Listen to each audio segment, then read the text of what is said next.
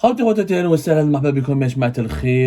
que vous allez bien, j'espère que vous vous portez bien. Salam alaikum wa zulfullaoun. C'est un sujet compliqué, pas compliqué, c'est un sujet délicat. Ça fait plusieurs jours où je réfléchis à la manière avec laquelle je vais aborder, parce que nous avons les Algériens et les Algériens, malheureusement, ils sont plus portés vers la vengeance que vers la justice. On a un grand défaut. On ne veut pas la justice là-dedans. On veut se venger. On veut humilier les personnes contre lesquelles nous avons, même si ces personnes ont fait du mal, et même elles ont fait beaucoup de mal, mais la justice doit les punir de façon proportionnée, mais à la de leurs crimes et de façon toujours humaine. Quand Dostoïevski, un grand écrivain russe, il avait dit un jour, on mesure le degré de civilisation d'une société à la manière avec laquelle elle traite ses prisonniers. Et là, ça fait plusieurs jours où il y a un sujet qui me dérange. J'ai décidé de faire mon coup de gueule. Vous me connaissez, moi je ne suis pas là pour être aimé ou pas aimé. Moi je suis là pour dire certaines vérités auxquelles je crois et des vérités que j'ai pu étayer par des faits. Vous savez, depuis 2019, nous avons des dizaines de personnes, une dizaine de VIP, ou une dizaine d'anciens dirigeants politiques et militaires qui ont été emprisonnés.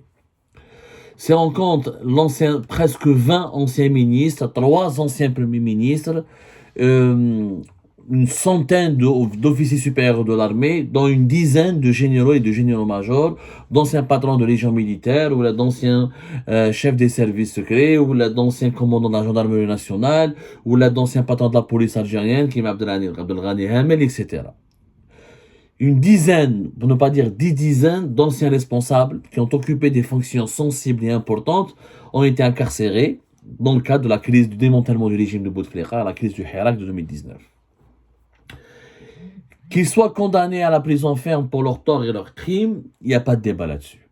Il n'y a pas de débat et c'est compréhensible. Par contre, ce que nous avons remarqué, c'est que depuis 2020, 2021, et ça s'est accéléré à partir de 2022 et 2023, ces personnalités politiques, sont victimes ou subissent un acharnement qui n'est plus judiciaire, c'est un acharnement politique.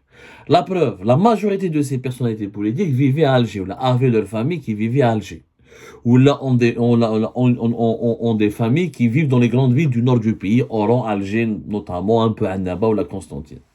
Sauf que ces personnalités politiques, à la suite de leur procès, même c'est des procès qui étaient expéditifs, Algérie part a toujours dénoncé ces procès politisés. On n'en s'est pas attardé. On a jugé une vingtaine de ministres, 3 anciens premiers ministres, une dizaine de généraux-majors et de dirigeants militaires et civils importants et qui avaient accès à des secrets de l'État, à des secrets de défense, ou à des secrets à des dossiers classés secret défense ou la secret d'État, mais on les a jugés de façon trop rapide, au bout d'une année, 2 ans, sans comprendre véritablement les dossiers. On a l'impression, pas que l'impression, on a analysé ensemble, et Algérie Pat à maintes reprises, soit l'affaire de Saïd Bouteflika, de Yahya, de Sellal, ou les affaires des généraux Saïd Bey, ou là de Tartak, ou là de ceux qui ont été en prison, comme le général Toufir, Mehna Djebal, qui sont sortis plus tard, ou là Abdelghani Hamel. Il y a eu pas mal d'anomalies, d'irrégularités,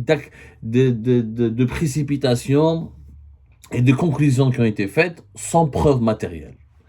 Au-delà de ces aspects d'irrégularité et ces aspects qui relèvent que la justice en Algérie a voulu condamner des personnes à cause d'abord de leur nom et de leur affiliation à un ancien régime politique ou à un clan politique et non pas à cause de leurs crimes ou de leurs torts.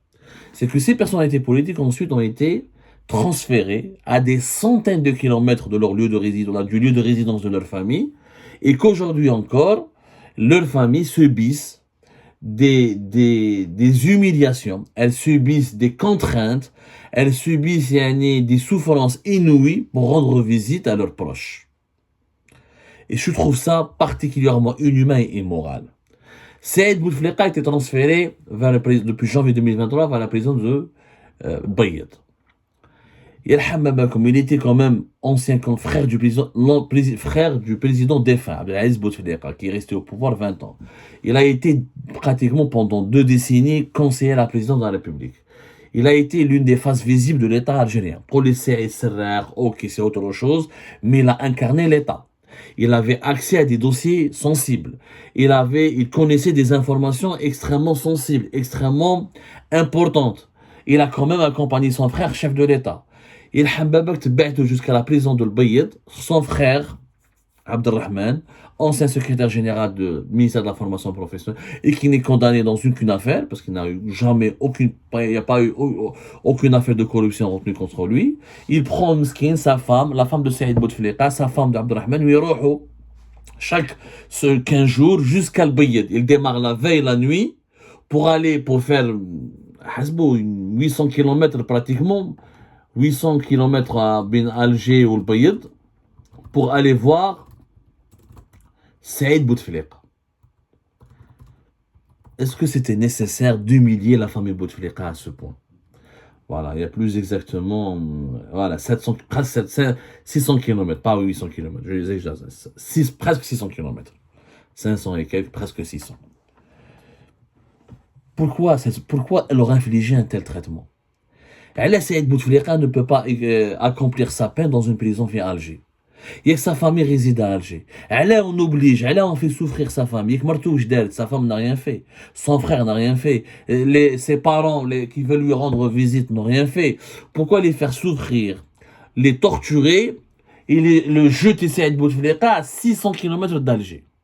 Il n'y a pas que Saïd Bouteflika. Ou Yahya fi Bachar, Sellal كان في المنيعة وبعد apparemment داوه الواد entre mais il est resté à المنيعة. علي حداد في واحد في باتنا, الواحد في خنجلة.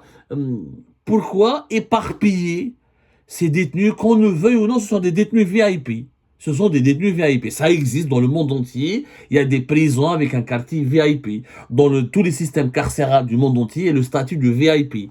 Et c'est un statut qui se justifie légalement. Je m'attends à un détenu VIP.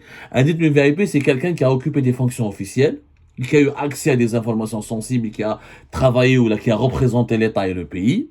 Ou ce sont des détenus qui sont impliqués dans des affaires très médiatisées, ultra médiatisés, et qui engagent des intérêts importants pour l'opinion publique, et qui sont maintenus dans des quartiers VIP. Pourquoi?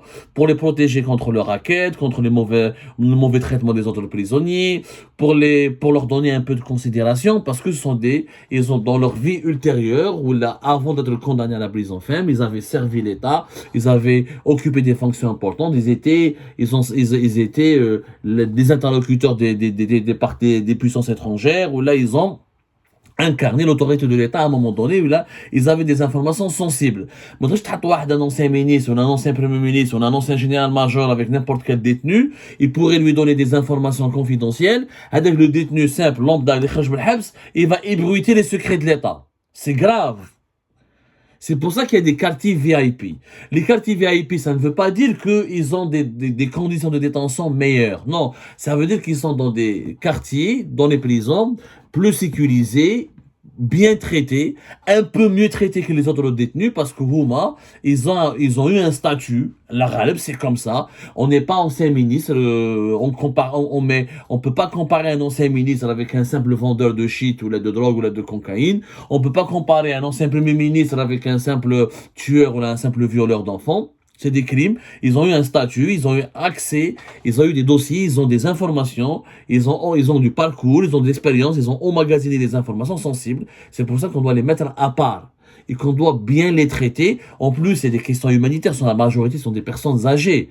Celle-là, à 78 ans, la grippe 80 ans, ou Yahya Mred a été hospitalisé longtemps en 2022, l'hôpital militaire d'Oran.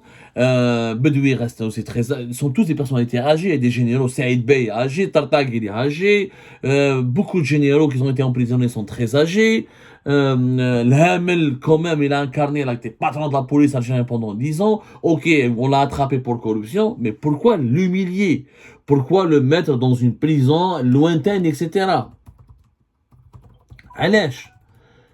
Et sa famille en fait quoi? Sa famille, quand ils veulent aller voir leurs proches, pourquoi les humilier? Pourquoi les obliger à parcourir des centaines de kilomètres juste pour un droit de visite qui est hebdomadaire, une fois par 15 jours? C'est ce que je ne comprends pas. Je ne comprends pas cet acharnement. Je ne comprends pas. En fait, on ne veut pas rendre justice. On veut humilier. On veut se venger. Clairement, il y a une différence, mais humilier, se venger, rendre justice. Tu l'as condamné à la prison, Khalef est Alger, sa famille habite Alger, laisse-le à côté. Car tu l'éloignes à 100 km, à 80 km du domicile familial. Mais l'éloigner à 500, 400, 600, 700 kilomètres, je suis désolé. Je suis désolé, ce n'est pas de la prison, ce n'est plus de la justice. C'est de l'humiliation. Pour des personnes qui ont occupé des fonctions, dans l'histoire de l'Algérie, tu ne peux pas effacer les traces de Sellel. On ne peut pas effacer les traces de Ouiahia, qui ont été reçus par des présidents étrangers, qui ont participé à des sommets étrangers, qui ont... Saïd Bouteflika a accompagné son frère, il a accueilli, il a reçu des délégations étrangères, il a connu, il a participé à des réunions très sensibles, il connaît des informations. On ne peut pas effacer leur nom de l'histoire de l'Algérie. Et on n'a pas à le faire. On a à les condamner pour leurs crimes, pour leurs torts. Mais on ne peut pas leur coller tous les malheurs du pays. Et on ne peut pas faire payer à leur famille les crimes qu'elles n'ont pas commis, dont elles ne sont pas responsables. Je pense que c'est inhumain ce qu'on est en train de faire à ces familles. C'est humiliant et c'est inhumain. Et ce n'est pas de la justice. C'est de la hogra.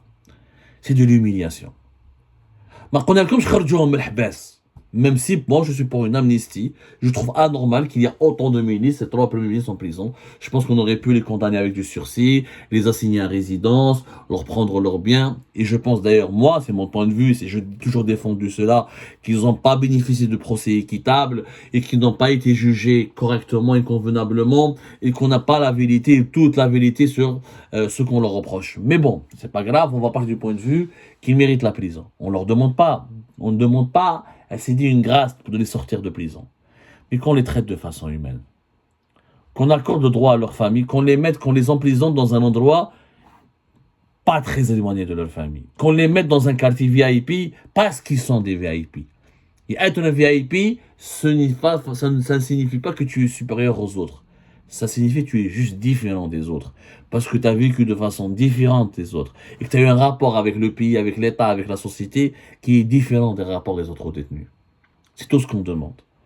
Ne pas faire preuve d'humanisme dans ce domaine-là, c'est dire que finalement les dirigeants actuels sont plus mauvais que les dirigeants que nous avons emprisonnés.